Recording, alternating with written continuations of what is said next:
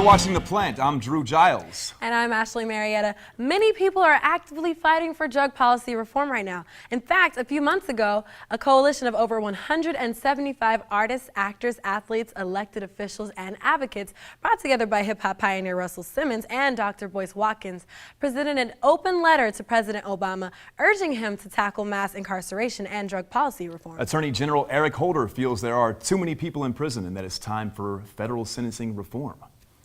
In an NPR interview, Holder said, quote, "The war on drugs is now 40 years old. There have been a lot of unintended consequences. There's been a decimation of certain communities, in particular, communities of color."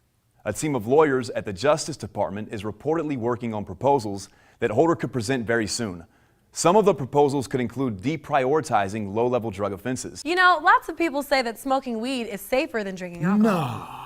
Yeah. What? Well, not everyone is happy about that statement. NASCAR fans were bombarded with hundreds of alcohol ads all over the race weekend, but apparently a single advertisement celebrating cannabis as a safer alternative was too much for people to handle and was pulled. Apparently, the Marijuana Policy Project rented out a video billboard to place outside at the Brickyard 400 race in Indianapolis to air a pro-cannabis advertisement on repeat the entire weekend. The billboard wasn't on NASCAR property, but after running for a few hours, Grazi Media, which operates the billboard, decided to pull the advertisement after receiving complaints from the Drug Free American Foundation, which interestingly didn't have any complaints about the alcohol ads everywhere else. Wow, so that shows where people stand, I guess. I get angry over this stuff sometimes. I do too, but Yeah. I think it's going to take some time. It's clear this organization is more concerned about maintaining marijuana prohibition than it is about maintaining public health and safety. We're sorry to see the Grazi Media abandon its agreement with the client when confronted by such reefer madness. Reefer Madness, you say? Reefer madness. Have you ever seen the movie Reefer Madness? No, I've heard about it, but it's before my time. Well, there are plenty of older people who remember it, but it hasn't stopped them from using the plant. In fact, according to a recent Gallup poll, the number of people using marijuana has greatly increased with users aged 50 and older.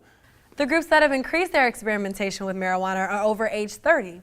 While 41% of middle-aged people in 1985 had tried pot, the figure is now nearly half at 49%. Nice. The increase is more pronounced for ages 50 to 64, rising from a mere 9% in 1985 to 44% today. Almost 5 times greater use. This means more people aged 30 to 64 are experimenting with marijuana than people in their college years. Among seniors aged 65 and over, experimentation has nearly tripled from 6% to 17%. Maybe a smoke session with grandma is in order. Grandma? Grandma. Nah, grandma would never. I think my grandma, she might be down for it if she's got time in between church and everything. It never hurts to ask. Never, Yeah. I don't want to Never scare her, hurts give her a to heart ask. attack, but okay, cool. Okay. Well, we've got a great high event to tell you about. On September 7th and 8th, Portland, Oregon will host the 9th annual Hempstalk Festival. Hempstalk advocates decriminalization of marijuana for medical, industrial, and recreational use. Founded in 2005 by the Hemp and Cannabis Foundation, the festival takes place the weekend after Labor Day and features food vendors, live music, guest speakers, and information booths.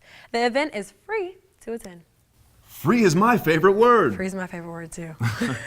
My mom said I don't turn down anything but my college, so all free everything. Free food tastes better. Free food does taste Free better. weed smokes better.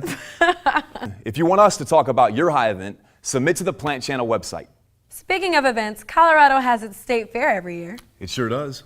Yeah, well, this year, Cannabis Patients Network was officially approved to have the state fair's first ever medical marijuana-related booth. The CPN organization won't be showing off monster buds or holding a best joint rolling contest. Instead, the booth will be about education. With an estimated 500,000 visitors, the organization has their work cut out for them. Yeah, sure does.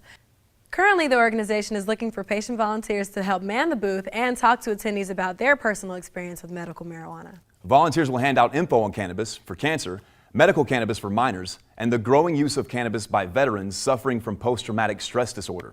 The Colorado State Fair runs from August 23rd to September 2nd in Pueblo, Colorado. So if you're going, be sure to check out the CPN booth. Click High Events for details. Are you going to go to that? I might go to that. You go to I all want those to go to events, all don't the you? events. It's Yeah, so I hard to know. keep up. It's not that you want to go, you do go. I know do you go. go. You go too. All right. I'm going to go. Well, that's it for today.